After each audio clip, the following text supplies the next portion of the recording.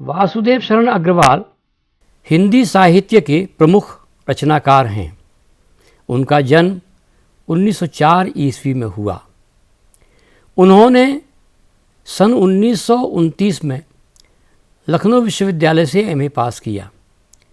1990 तक वे मथुरा के पुरातत्व संग्रहालय के अध्यक्ष पद पर रहे। 1941 में उन्होंने पीएचडी की और 1946 में डीलिट की उपाधि प्राप्त की। सन 1946 से 1951 तक वे केंद्रीय एशियन म्यूजियम से जुड़े और उसके बाद काशी हिंदू विश्वविद्यालय के भारतीय महाविद्यालय में प्रोफेसर बने। सन 1952 में लखनऊ विश्वविद्यालय में राधा कुमुद मुखर्जी व्याख्यान निधि की ओर से प्राध्यापक नियुक्त हुए। वे कई संस्थाओं के सभापति भी रहे हैं। उन्होंने अनेक पुस्तकें लिखी और संपादित की हैं। उनकी पुस्तकों में कला और संस्कृति 1952, कल्पवृक्ष 1953, कादम्बरी 1958, पृथ्वीपुत्र 1949, भारत की मौलिक एकता 1954, माता भूमि 1953 सहित अनेक पुस्तकें शामिल हैं।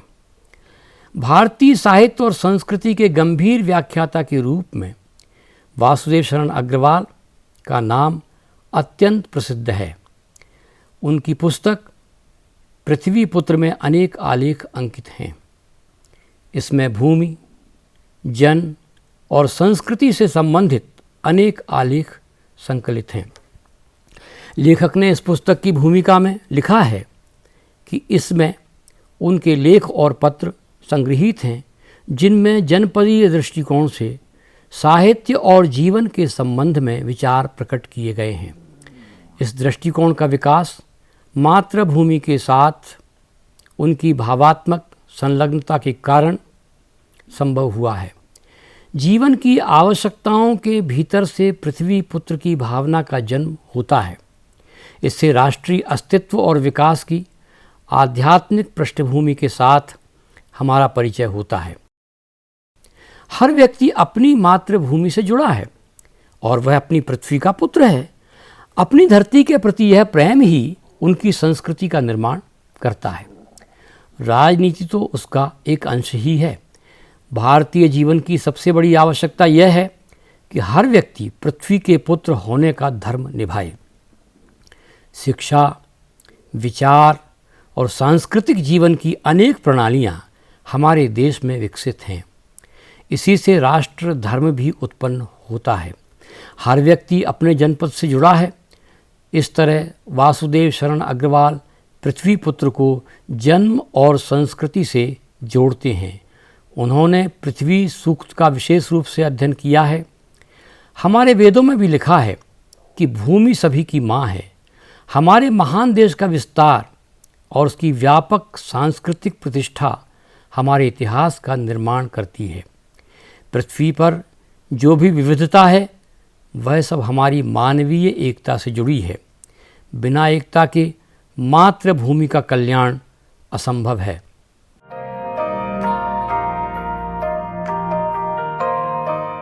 पृथ्वीपुत्र पुस्तक में राष्ट्र का स्वरूप लेख संकलित है। यह वासुदेव शरण अग्रवाल का 11वां आलेख है। उनका कथन है कि राष्ट्र के स्वरूप का निर्माण भूमि पर बसने वाला जन और जन की संस्कृति, इन सभी से मिलकर होता है। भूमि, लेखक भारत की आध्यात्मिकता को स्वीकार करते हुए यह मानते हैं कि भूमि का निर्माण देवों ने किया है और यह भूमि अनंत काल से हमारे साथ है। इसके भौतिक रूप में इसका सौंदर्य भी निहित है। जब हर व्यक्ति भूमि के पार्थिव स्वरूप से जुड़ता है तो उसकी राष्ट्रीयता उतनी ही शक्तिशाली होती है। समस्त राष्ट्रीय विचारधाराएं इस वसुधा से जुड़कर ही विकसित होती हैं। इस वसुधा से जिस वस्तु का संबंध है वह कैसी भी हो, उससे हमें आनंद मिलता है। पृथ्वी उपजाऊ होती है और बादल इसे अपने जल से सींचते हैं। मेघजल अमृत के समान है। पृथ्वी से ही हमें वनस्पतियों का भी सूक्ष्म ज्ञान प्राप्त होता है। हमारे ज्ञान चक्षु खुलते हैं और अंधकार के बीच नया प्रकाश दिखाई पड़ता है। धरती माता अमूल्य निधियों से भरी है और इसे वसुंधरा कहा जाता है। इसमें दिन रात नदियाँ बहती हैं। पृथ्वी और प्रकृति का अपूर्व संगम मनुष्य के लिए एक वरदान की तरह है। प्रकृति का सौंदर्य अमूल्य होता है। पर्वतमालाएं एक नई सजावट के साथ हमारे गौरव का प्रतीक होती हैं। सागर की व्यापकता और उसमें मिलने वाले रत्न हमारी अमूल्य धरोहर हैं। एक नई चेतना नए राष्ट्र के भाव का उदय करती है। वस्तुतः पृथ्वी एक चेतना ही नहीं बल्कि एक भौतिक वास्तविकता भी है। उसका यह भौतिक स्वरूप हम सबके सामने होता है। यह पृथ्वी रूप हमारे जागरण और हमारी चेतना का प्रतीक बन जाता है। जन मातृभूमि पर निवास करने वाले मनुष्य राष्ट्र का दूसरा अंग हैं। पृथ्वी पर अगर मनुष्य न हो तो राष्ट्र की कल्पना ही नहीं की जा सकती। अतः लेखक के मत से राष्ट्र के स्वरूप का निर्धारण पृथ्वी और जन दोनों के मिलन से होता है। पृथ्वी माता है और मनुष्य उसका पुत्र है। जन के हृदय में राष्ट्रीयता की भावना का जब अंकुर उत्पन्न होता है तभी राष्ट्र का निर्माण संभव है। वस्तुतः राष्ट्र का स्वरूप राष्ट्रीयता की भावना के बिना संभव नहीं है। यह भावना उस भूमि पर निवास करने वाले हर व्यक्ति में हो तभी विश्व का कल्याण संभव है। जब तक जन और भूमि का संबंध नहीं होता तब तक सब कुछ अचेतन और जड़ के रूप में सामने आता है। राष्ट्र की भावना की कोई चेतना ही नहीं होती। अतः राष्ट्र के भवन को साकार करने के लिए जन चेतना को विकसित करना आवश्यक है। जब तक हम धरती माता के साथ पुत्र के रूप में अपने संबंध को स्थापित नहीं करते तब तक राष्ट्र की भावना विकसित नहीं हो सकती। जिस प्रकार कोई माता अपने पुत्रों में भेद नहीं करती और सबको समान मानती है, उसी प्रकार माता के सभी पुत्रों को भी अपनी माता को समान आदर देना चाहिए। पृथ्वी अत्यंत विशाल होती है। उसमें नगर भी होते हैं और जनपद भी, गांव भी होते हैं और गलियां भी, जंगल भी होते हैं और पर्वत भी। अनेक भाषाएं बोलने वाले और अनेक धर्मों को मानने वाले लोग एक ही पृथ्वी पर रहते हैं। पृथ्वी राष्ट्र तक सीमित नहीं है बल्कि वह तो पूरे विश्व में फैली है। पृथ्वी पर सभी प्राणियों का निवास है। इसी से विश्व मानवता की भावना का भी उदय होता है। पृथ्वी पर एक सभ्यता निरंतर विकसित रहती है और उसके विशाल प्रांगण में सब जातियों के लिए समान क्षेत्र होता है। समन्वय का मार्ग ही मानवता का मार्ग है, जिसमें एक बहुलवादी संस्कृति का विकास बिना किसी विरोध के होता है। अपने जन को छोड़कर कोई भी राष्ट्र आगे नहीं बढ़ सकता। हमें निरंतर अंधकार की शक्तियों से जूझना पड़ता है। वास्तव में राष्ट्र में एक नया जागरण जब तक नहीं होता तब तक न तो उसका विकास हो सकता है और न किसी प्रकार की कोई प्रगति हो सकती है। जन का प्रवाह अनंत है। सदियों से यह भूमि मनुष्य को अपना आधार देती रही है। उसके भूगोल के क्षेत्र में अपनी संस्कृति और सभ्यता के साथ एक नई राष्ट्रीय भावना का विकास हुआ है। सूर्य की किरणों ने हमारे जीवन को अमृत से भरा है। हर देश के इतिहास में अनेक उतार चढ़ाव आते हैं। उसके अपने भूगोल में कई तरह की हलचलें होती हैं। अनेक सभ्यताओं का विकास नदियों के आसपास हुआ है। पृथ्वी ने प्रकृति को एक नई ऊर्जा दी है और प्रकृति ने पृथ्वी को एक नई सुंदरता से भर दिया है। मनुष्य जीवन का यह एक बहुत बड़ा संबल है। संस्कृति। लेखक के अनुसार संस्कृति राष्ट्र का तीसरा अंग है। संस्कृति की अनेक तरह से व्याख्या की गई है। यह संस्कृति ही है जो व्यक्ति की अलग पहचान बनती है। संस्कृति के कारण ही विभिन्न समुदाय अपनी विशेषताओं के अनुसार पहचाने जाते हैं। मनुष्य ने आदिम युग से अब तक निरंतर एक सभ्यता का निर्माण किया है। सभ्यता और संस्कृति एक दूसरे से जुड़े हैं। संस्कृति के बिना सभ्यता की कल्पना नहीं की जा सकती। सभ्यता का संबंध लोगों के रहन सहन और पहनावे से होता है, जबकि संस्कृति व्यक्ति का मस्तिष्क होती है। यह मानसिक विकास ही व्यक्ति के स्वरूप का निर्माण करता है। इसके बिना राष्ट्र का निर्माण भी संभव नहीं है। डॉक्टर अग्रवाल का यह कथन अत्यंत महत्वपूर्ण है कि भूमि और जन के साथ संस्कृति भी किसी राष्ट्र के स्वरूप का निर्माण करती है। वास्तव में भूमि हमारे भूगोल का अंग है। मनुष्य के बिना इस भूगोल की कल्पना भी नहीं की जा सकती। अगर मनुष्य ही न हो तो इस भूगोल की पहचान किस तरह होगी? इस प्रकार यदि मनुष्य की अपनी संस्कृति न हो तो वह अन्य प्राणियों के समान हो जाएगा। मनुष्य की विविधता और उसके व्यक्तित्व की पहचान का कारण संस्कृति ही होती है। तभी तो विश्व में हर राष्ट्र अपनी अलग अलग पहचान के साथ सामने आता है। राष्ट्र के निर्माण के लिए इन तीन तत्वों की निरंतर आवश्यकता है। कविता की भाषा में जीवन के वृक्ष के पुष्प को लेखक संस्कृति कहता है। वस्तुतः संस्कृति में ही सौंदर्य भी है और सुगंध भी। सारा संसार सौंदर्य से भरा है।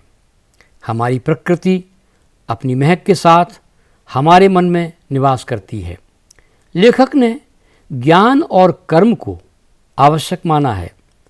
ज्ञान के बिना कर्म मनुष्यता विहीन हो सकता है। इसी प्रकार कर्म के बिना ज्ञान भी निरर्थक प्रमाणित होता है। अतः ज्ञान और कर्म का समन्वय ही किसी राष्ट्र को समुन्नत बनाता है। जीवन के विकास के साथ ही संस्कृति इतनी महत्वपूर्ण है कि भूमि पर बसने वाले जन ज्ञान के क्षेत्र में जो सोचते हैं वही कर्म के क्षेत्र में रचते भी हैं। प्रत्येक जाति अपनी अपनी विशेषताओं के साथ अपनी संस्कृति का विकास करती है। अपनी अपनी भावना के अनुसार जन की अपनी संस्कृतियाँ समन्वय के आधार पर विकसित होती हैं। अपने विचार को आगे बढ़ाते हुए वह कहता है कि जंगल में जिस प्रकार अनेक लता, वृक्ष और वनस्पति अपने अदम्य भाव से उठते हुए पारस्परिक सम्मिलन से अवरोधी स्थिति प्राप्त करते हैं, उसी प्रकार राष्ट्रीय जन अपनी संस्कृति के माध्यम से एक दूसरे के साथ मिलकर राष्ट्र में रहते हैं। आजकल एक शब्द विकसित हुआ है, सामासिक संस्कृति। वास्तव में यह युग बहुलवादी संस्कृतियों का है। अनेक नदियाँ अपने प्रवाह के रूप में समुद्र में मिल जाती हैं। वे समुद्र में मिलकर एक रूप हो जाती हैं। यही स्थिति राष्ट्रीय जीवन की भी है।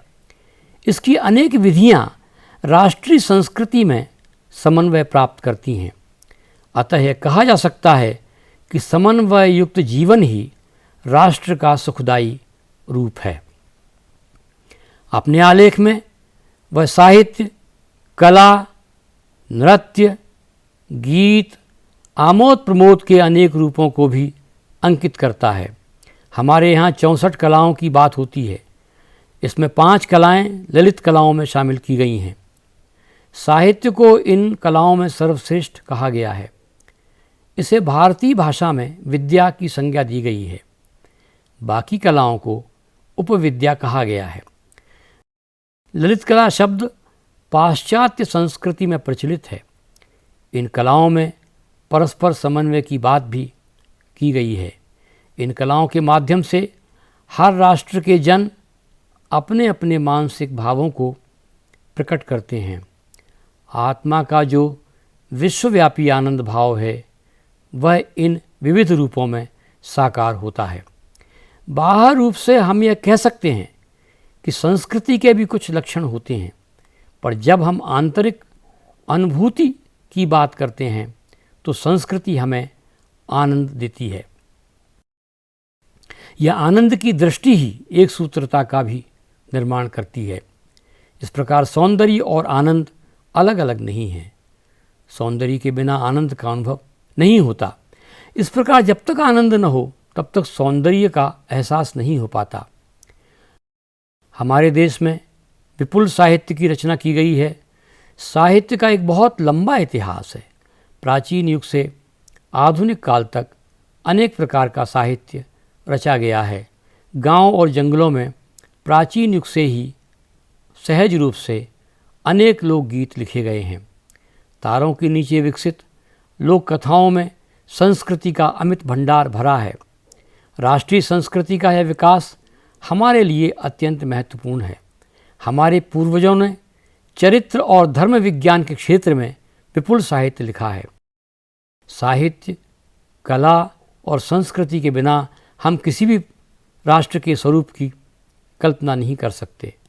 हमारे राष्ट्र का संवर्धन करना हमारा कर्तव्य है। इसका अर्थ यह नहीं है कि हम केवल अतीत में ही जकड़े रहें। हमें वर्तमान के साथ आगे बढ़ना है। जो अतीत वर्तमान के साथ विकसित नहीं होता वह अपनी प्रासंगिकता खो देता है। इस प्रकार रचनाकार ने राष्ट्र के स्वरूप का व्यापक रूप से वर्णन करते हुए उसके निर्माण के तत्वों के रूप में भूमि, जन और उसकी संस्कृति के समन्वय को आवश्यक माना है।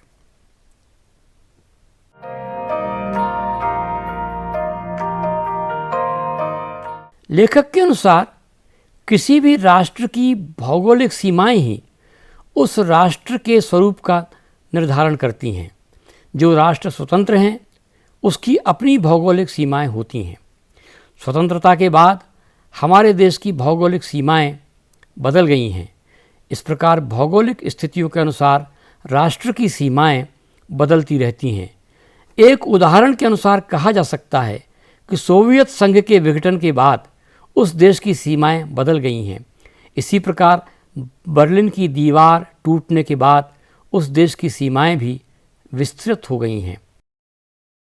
अभिप्राय यह है कि किसी भी राष्ट्र के स्वरूप का निर्माण उसकी भौगोलिक सीमाओं के अनुसार ही हो सकता है। इसी को भूमि कहा जाता है। हमारे देश में हम इस भूमि को भारत माता के नाम से जानते हैं। इसीलिए वंदे मातरम भी कहा जाता है। इस प्रकार राष्ट्र निर्माण के लिए लेखक के अनुसार भूमि अत्यंत महत्वपूर्ण है। कभी कभी कोई देश परतंत्र हो जाता है।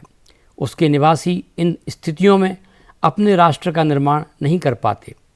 स्वतंत्रता के पूर्व भारतीय भूगोल को एक सूत्र में बांधने में उस समय के साम्राज्य का बड़ा हाथ रहा है। स्वतंत्रता के बाद भारतीय रियासतों को भारतीय संघ में मिलाकर हमारे देश के व्यापक भूगोल का निर्माण भी किया गया है। इन सभी तथ्यों को जानना आज की हमारी नई पीढ़ी के लिए भी अत्यंत आवश्यक है। अतः अपने शिक्षण के दौरान हम अपने देश के भौगोलिक परिवेश को जानने की लगातार कोशिश करें। जब हम कहीं विदेश में बसते हैं तो वहाँ की नागरिकता पाने के पहले हमें एक परीक्षण से गुजरना पड़ता है। यह परीक्षण उस देश के भूगोल की जानकारी के लिए होता है। लेखक जन को राष्ट्रीय स्वरूप के संदर्भ में अत्यंत आवश्यक मानता है। यह अपने आप में बिल्कुल सच है। अगर किसी भूगोल में वहाँ के निवासी ही नहीं होंगे तो फिर वह किस प्रकार राष्ट्र बन सकता है। आज की दुनिया को वैश्विक कहा जा रहा है। इंटरनेट ने इसे ग्लोबल रूप दिया है। यह अवधारणा विकसित हुई है कि सारी दुनिया एक गांव है। इस सब के बावजूद आज हर देश के लोग अपनी जातिगत विशेषताओं से युक्त होते हैं। उनकी अपनी जातीय विशेषताएं अलग अलग नज़र आती हैं। यूरोप और भारत के लोगों की पहचान करना अत्यंत सरल है। इसी को हम रेस कहते हैं। हर देश के व्यक्ति की पहचान उसकी आकृति से हो जाती है। अतः जन या लोग किसी भी राष्ट्र के स्वरूप के निर्माता होते हैं। एशिया में भी अनेक तरह के लोग हैं। चीन और भारत के लोगों को अलग अलग पहचानना बिल्कुल भी कठिन नहीं है। कई बार एक ही राष्ट्र में अनेक जातिगत विशेषताओं के लोग रहते हैं। उसके बाद भी वह एक राष्ट्र का निर्माण करते हैं। हमारे देश में उत्तर और दक्षिण के लोगों की अपनी अपनी जातिगत विशेषताएं हैं। इसी प्रकार उत्तर पूर्व के लोग अपनी अलग रेस के रूप में पहचाने जाते हैं, फिर भी वे इसी राष्ट्र के निवासी हैं। लेखक का अभिप्राय यही है कि जो लोग एक राष्ट्र के भूगोल में निवास करते हैं वे अलग अलग जातिगत विशेषताओं के बावजूद एक राष्ट्र का निर्माण करते हैं। यह उस राष्ट्र की व्यापकता का ही प्रतीक है। छोटे राष्ट्रों में इस तरह की विशेषता नहीं मिलती, क्योंकि वे जातिगत विशेषताओं के अनुसार अलग अलग राष्ट्रों में बटे होते हैं। राष्ट्र निर्माण की प्रक्रिया में संस्कृति का व्यापक महत्व इस कारण भी है कि अलग अलग जातिगत विशेषताओं के साथ भी एक राष्ट्र में रहने वाले एक संस्कृति से जुड़े रहते हैं। यह कहा गया है कि उत्तर और दक्षिण भारत की संस्कृति में व्यापक समन्वय हुआ है। भारतीय संस्कृति की विकास यात्रा में दो संस्कृतियां समन्वय के कारण एक हो गई हैं। हमारे देश में विष्णु और शिव का समन्वय इस बात का प्रमाण है। वैष्णव और शैव संप्रदायों के साथ शाक्त संप्रदाय भी समावेश हुआ है। भारतीय संस्कृति में समन्वय की अपार क्षमता है। जैन और बौद्ध संप्रदायों को भी हमारी संस्कृति ने आत्मसात किया है। निर्गुण और सगुण हमारे निराकार और साकार आराध्य देवों का प्रमाण है। हमारे जन भक्ति भावना से सगुण की उपासना करते हैं।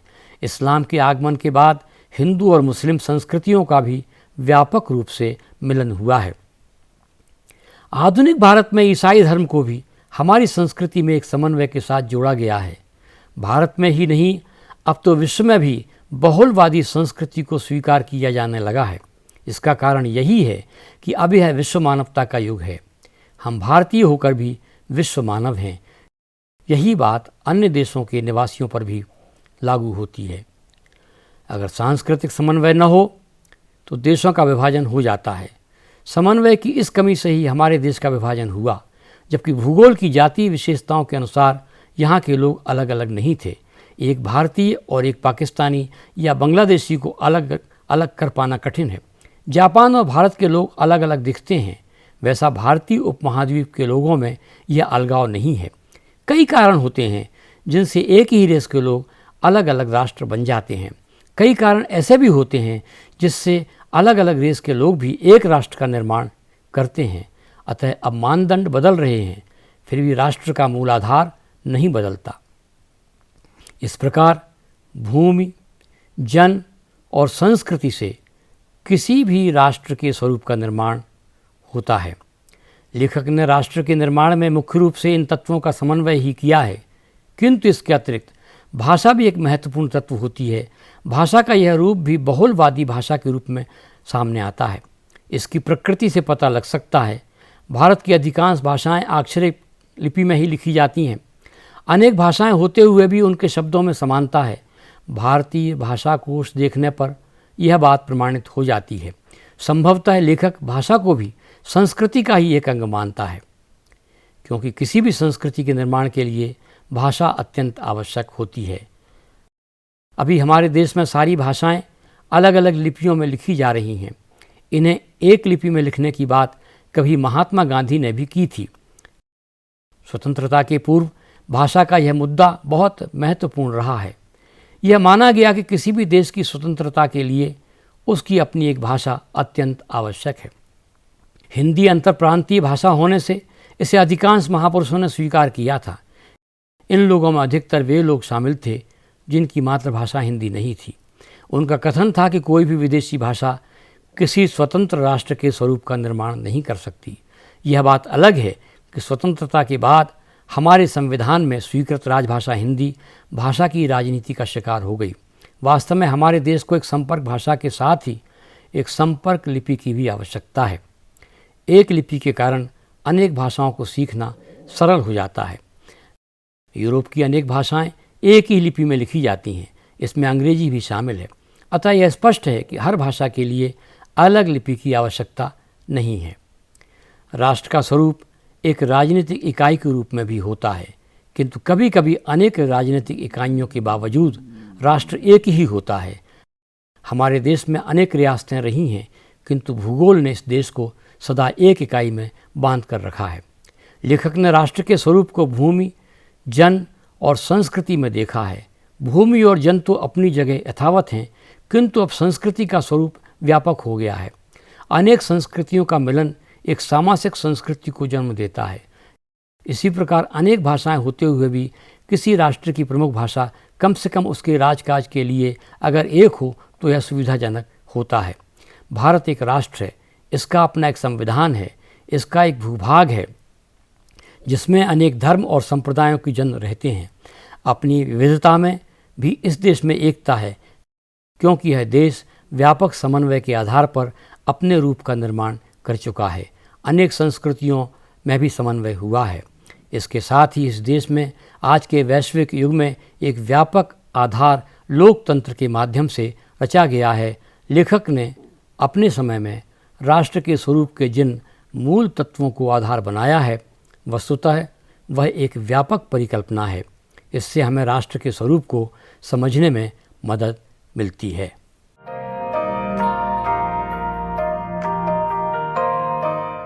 राष्ट्र के स्वरूप के इस व्याख्यान को, जिसका विश्लेषण किया गया है, निष्कर्ष रूप में इस प्रकार रखा जा सकता है। भूमि भूमि किसी राष्ट्र के लिए अत्यंत आवश्यक है। भूमि का निर्माण लेखक के अनुसार देवों ने किया है और यह अनंत काल से है। इसका भौतिक रूप सौंदर्य प्रधान होता है। भूमि प्रकृति से संपन्न होती है। उसकी अमूल्य निधियों में प्रकृति के अनेक उपकरण शामिल हैं।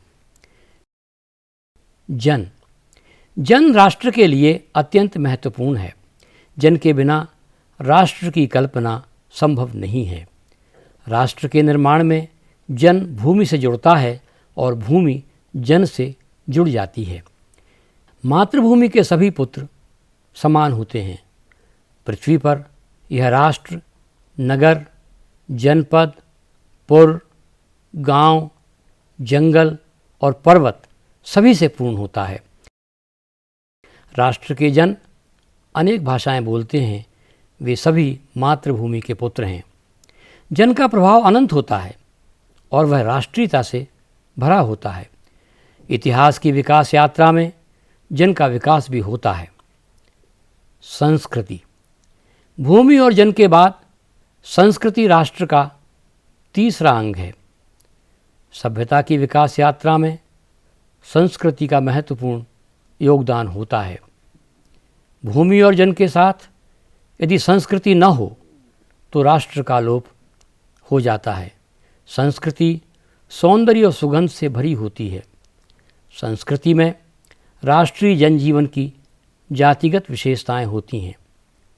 जब संस्कृति के अनेक रूप होते हैं तो उसमें समन्वय आवश्यक है। राष्ट्रीय संस्कृति सांस्कृतिक समन्वय से एक व्यापक रूप में सामने आती है। राष्ट्रीय संस्कृति में साहित्य और कला का व्यापक रूप से समन्वय होता है।